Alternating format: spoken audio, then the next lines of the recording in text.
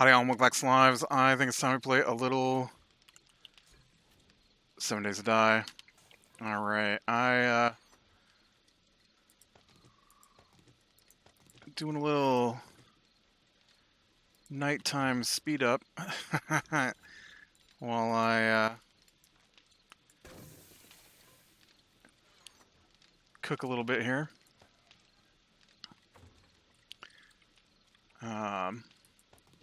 Alright, concrete mix. I figured I'd just I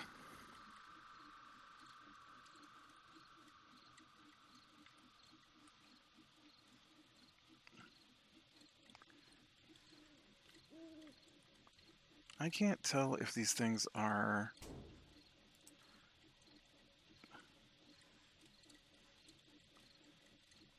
What's that? That's my screen over there, right?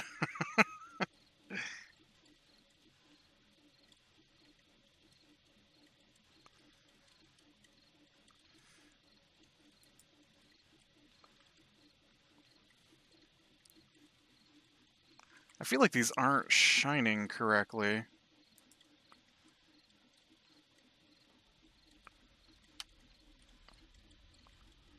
Or it doesn't have as much length as I'm used to the spotlights having. This side looks alright though.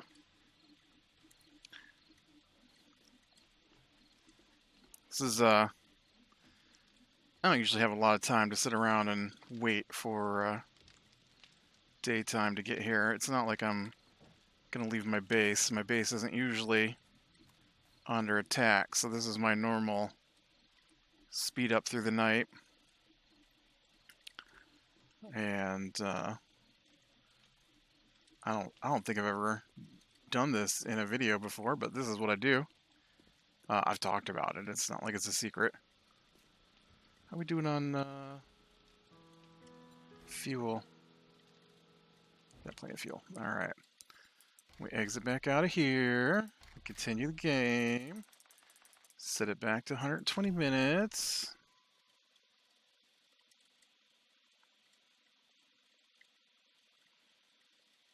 Otherwise, there'd be so many videos that were just super dark at night. I try to avoid those.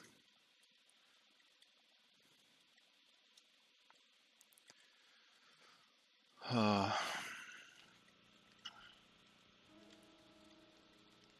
we go.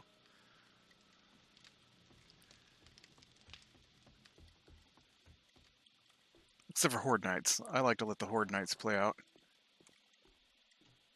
Regular nights, though, it's just me doing nothing, you know, so. Okay. So my inventory's got a bunch of stuff in it. I don't know why I thought I would run down here to go exploring. If I put a ladder there, can I? Yeah. I'm not sure if the zombies can jump and climb that or not. They might be able to.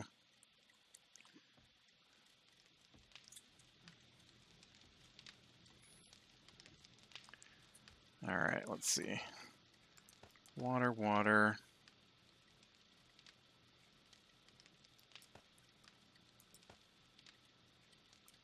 Keep this stuff. I don't need this torch with me. You should have the lead and the metal.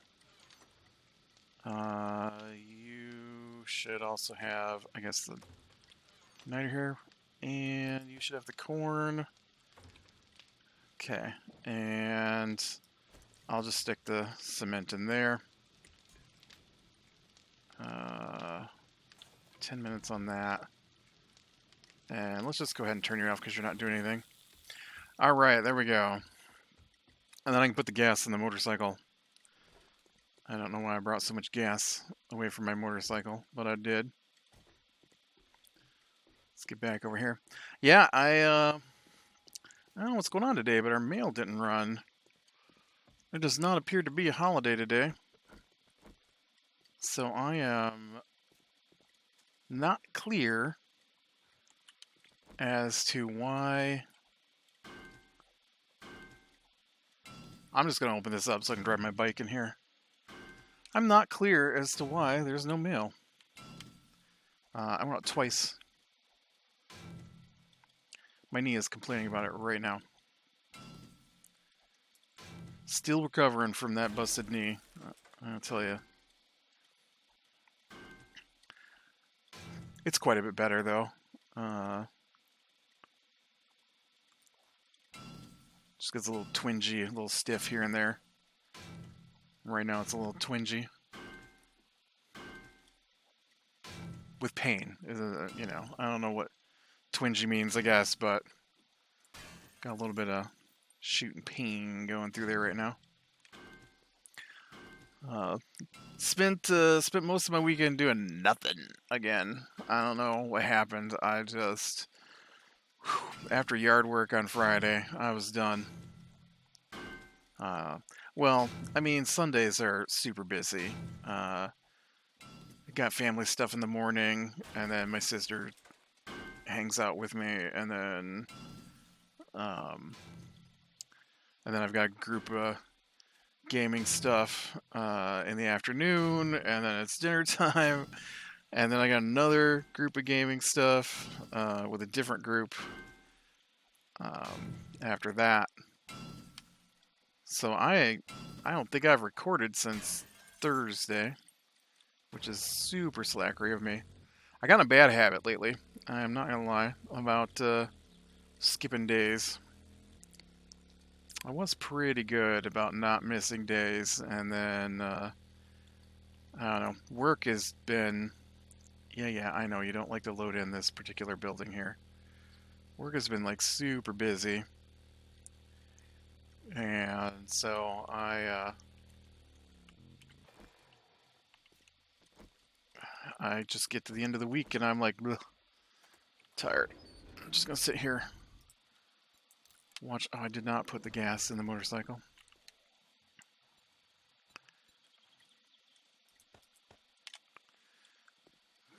I did manage to watch all the way up to the new female Doctor Who. So I've been working on that for a few weeks, trying to get to the new stuff. Her first season, so not the new stuff, because the new stuff I think is her third season. If that's started or it's filming, or I'm not sure where they're at. After the previous dude, though, let me tell you, I enjoyed her first episode way more than I did the last time I watched it, because I've watched the first episode before, and I like Peter Capaldi as an actor. I did not like Peter Capaldi as Doctor Who. I was not a fan of that whole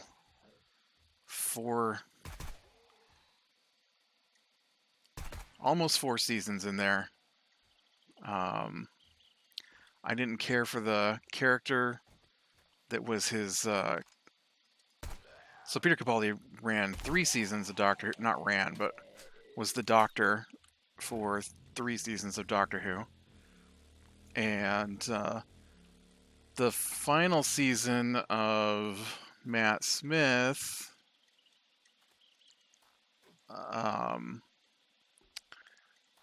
Included, okay, empty cardboard box indicates maybe I don't know. I can never tell. I feel like I must have already looted this place, then everything I come across is lootable.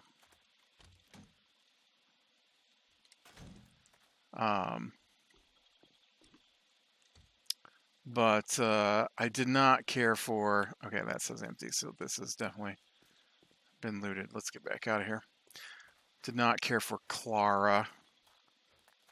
I just.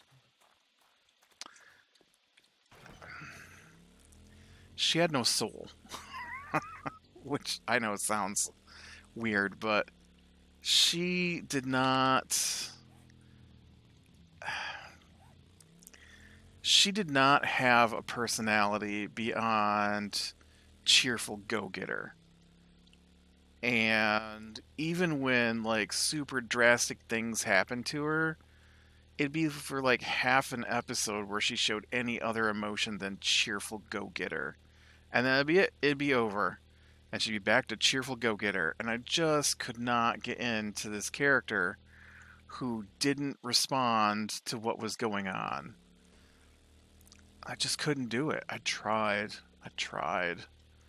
And then it was super bizarre to me how the doctor acted. I know I just talked about this, but now that I'm through the Capaldi stuff, Doctor Who is a guy who travels around through space and time rescuing people every episode. That's what he does. It's like Star Trek, right?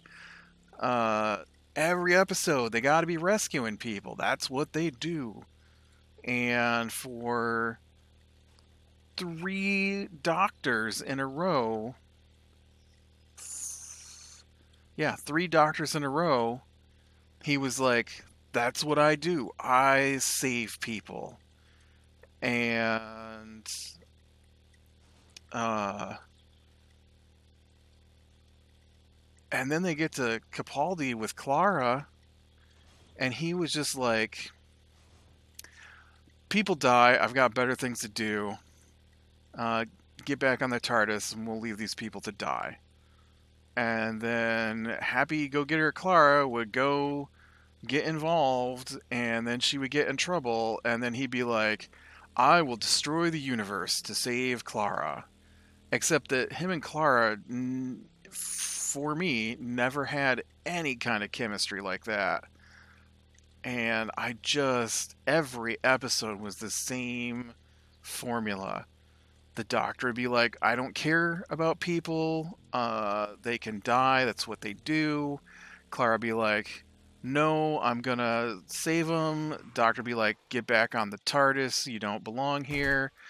And then she'd sneak off, get in trouble, and then he would do what he had to save her, which usually ended up saving other people. And that just went on and on. Now, I read some stuff as why people like her so much as a companion, and because people really like her as a companion. A lot of people think that she's the best companion. I just couldn't see it. I still can't see it. Um, for me, she was awful.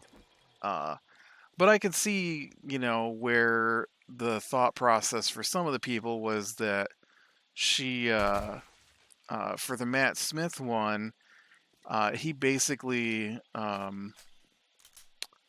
she dove into his death to save him. And so he became this character throughout his history.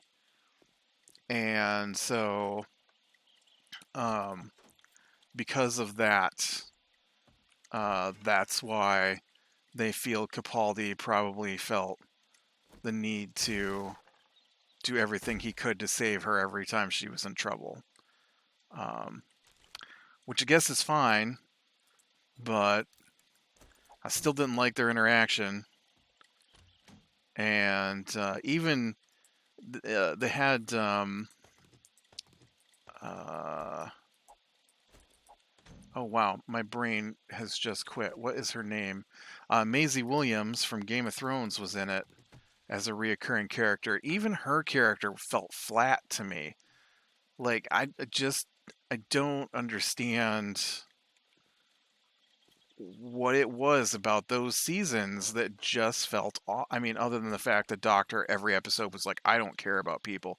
I'm like, no, that's what he does. What do you mean he doesn't care about people? What'd you do? Just decide, we should change his character a little bit. Let's take away the one thing that he does every episode, which is care about people who are about to die and get them out of circumstances that they couldn't solve basically on their own.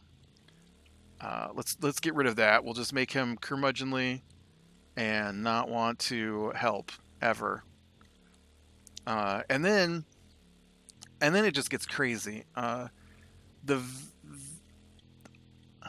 so there's the very next episode after Clara leaves, um, which I got confused, I think, somewhere in there. Um, I missed an episode and then I went back and watched it after the series because Doctor Who does this Christmas special thing where, uh, I mean, that's what they do. They have an episode that's a Christmas special, right? And so it's not part of the main series. So, of course, when they sell them as a separate download from the season.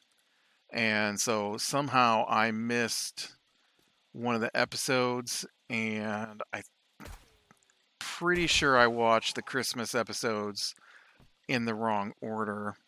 And so they had introduced this. Oh, I didn't even see you. They introduced this new character, Nardle, in the episode I missed. But it would have been like the very next episode after Clara left the show. And he's a totally different person. I know I said that before, but I had mixed up the Christmas specials. And so I thought it was when he tries to save the superhero guy. So there must have been two Christmas specials between the last season with Clara and the first season with Bill Potts, which was his next companion. And yeah, it was just night and day difference between the final episode with Clara and the Christmas special. Just night and day difference. And the Christmas special would have been the same year that they had done the final episode with Clara. And so it was bizarre. Just super bizarre to me. It was such an abrupt change. He was back to being the old doctor at that point, the doctor you expect, the one who's like, I save people. And which isn't what he did the entire Clara arc of 2 seasons. And then he got a new companion, Bill Potts, and she was all right.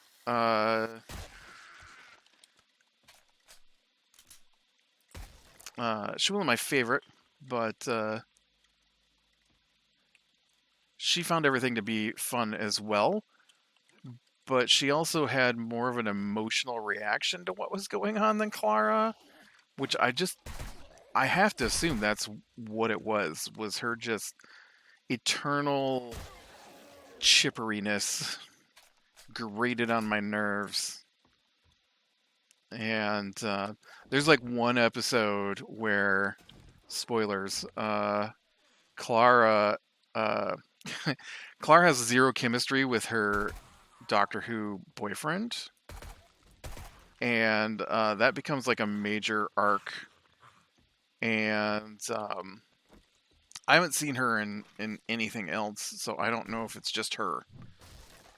It could just be her, because there are some actors I just can't stand to watch. I think I already have Iron Boots. I do not have a 44 Magnum, though. I do have Iron Boots, but they're only level 2s.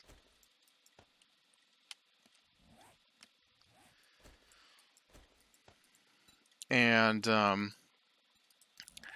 then he dies in a really dumb way for a Doctor Who show, and they don't save him.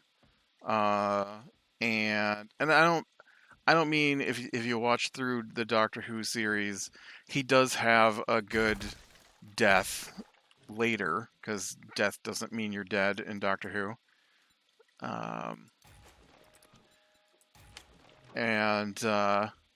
But his actual death that gave Clara her one sort of moment of emotional reaction. And so she's like, "You're gonna save him," and she steals the TARDIS keys, and even that was barely acted out. And then, like the next episode, it was over. It was just that's it. We're done with that storyline. She's done being emotional. We're going back to happy, chipper, go getter Clara, and I just couldn't stand her. Um, which is fine. Which is fine. Other people can like her. I don't care. I don't care. For me, she didn't work.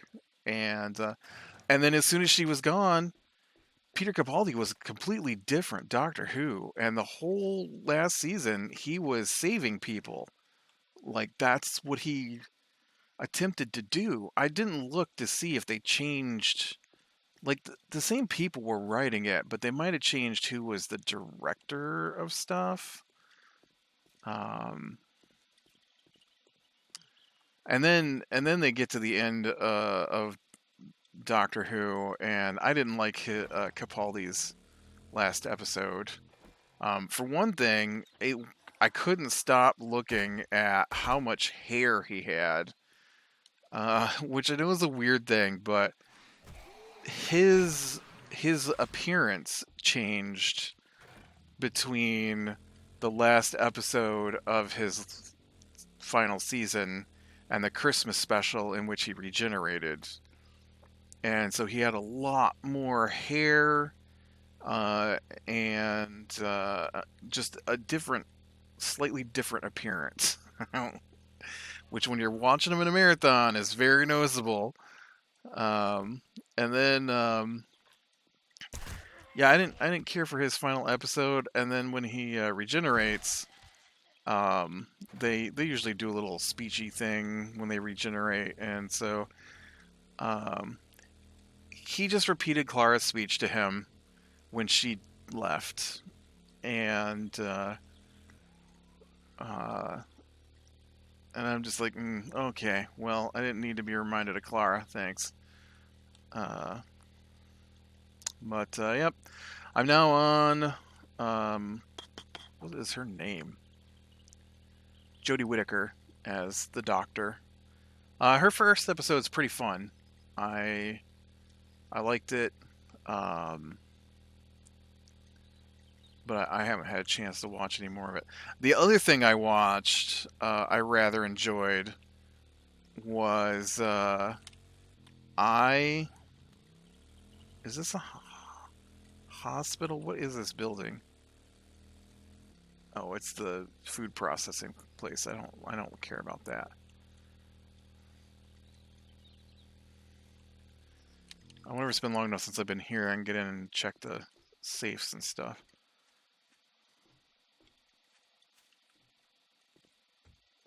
No. Um, and that is I watched the first two movies of Fear Street. Fear Street 1994 and Fear Street 1978. Those are pretty good.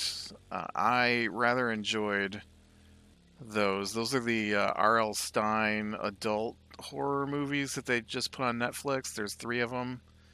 Um, I wouldn't have minded there to have been more. I would have liked one per killer. I think would have been interesting. Um, uh, it's very a nod to horror movies. It's not. I mean, it's a sort of original story. It's not anything I haven't seen before, for sure. I mean, I've seen a lot of horror movies, and it was pretty good. I did like it. The first season or first season, first episode, or, first movie takes place in 1994, and it's oh man, I'm gonna die. I'm gonna die. Okay, I'm not gonna die.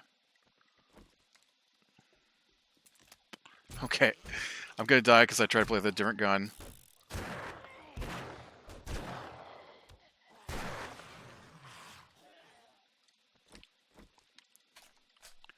Okay, I didn't die. Um, And so the whole thing, spoilers, the whole thing is about a curse from a witch, which, that I'm not sure is going to be the curse from a witch. I feel like it should be leading toward because of what's going on. I have not watched 1666, which is, I assume, when the whole thing starts. But basically, they've got these two towns that sprung from a single settlement, and one is called Shady Dale, and the other one is Sunnyville. And so they've all the bad stuff. This is why I'm pretty sure it's going to turn out she's not necessarily a witch. Or if she is a witch, she's not the reason for what's necessarily going down. And so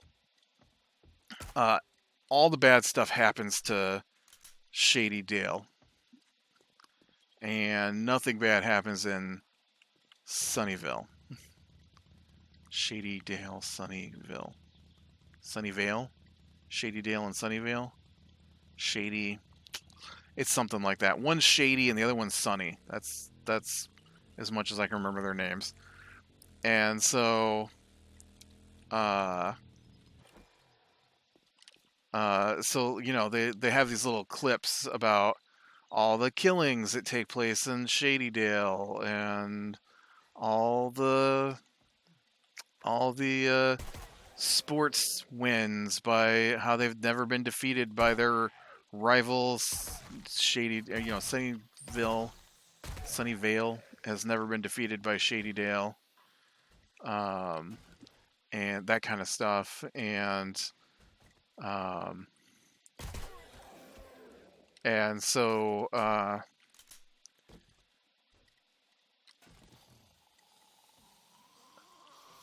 so whenever something bad happens in Shadydale, they blame it on the witch, Sarah Fierce. And Sarah Fierce. I'm gonna say that's it, Sarah Fierce. Could be wrong, but I'm not great with names most of the time.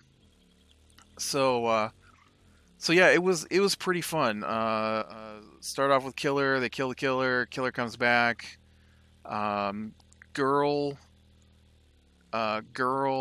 and her girlfriend have a falling out because the one girl was from Shadydale. I think I was just in this place. The girl was in Shadydale, and then she moved to Sunnyvale, and then stopped talking to the other girl, I think. So they're at a sports thing, and they kind of get into a fight, and then on the way back, some of the Shadywale people, including the ex-girlfriend, pull up behind him, and so they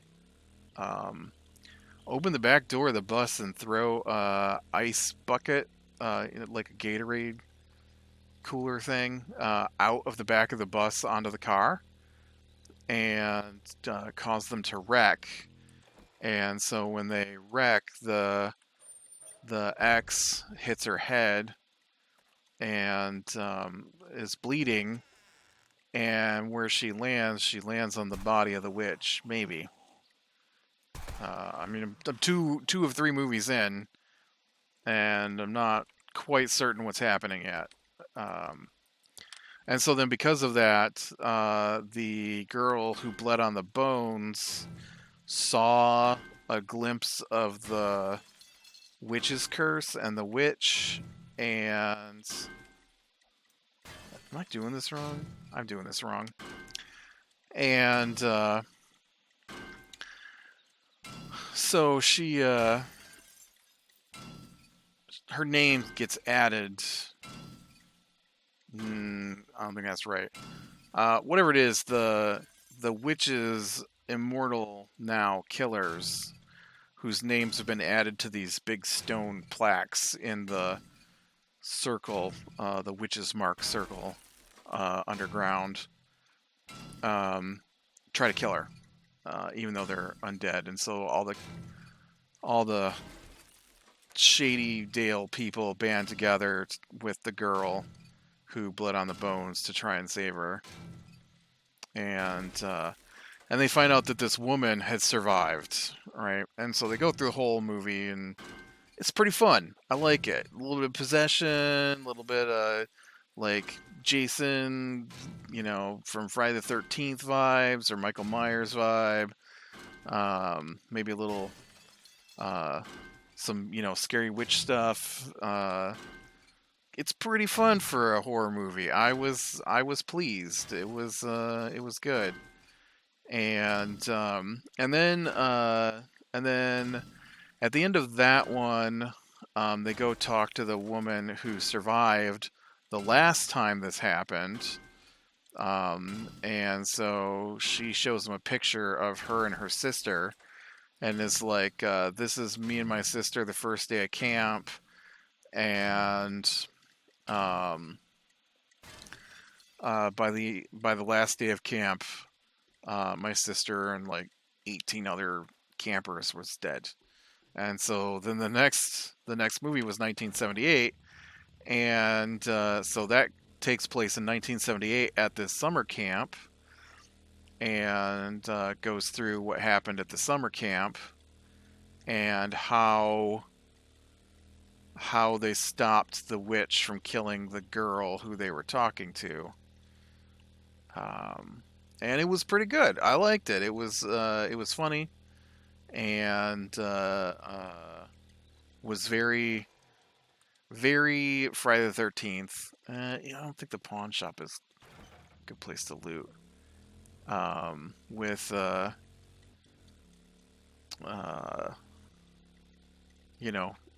maybe not Friday the 13th exactly, but there was just a axe murderer at the camp kind of thing. And I liked it. It was great. And so I'm looking forward to catching the last movie when I get a chance to find out what happened. But I'd really like to see a movie for each of the killers, because we jumped from um, so 1994 had the Skull Mask Killer, and then, which would be like a nod to Scream, right? And then uh,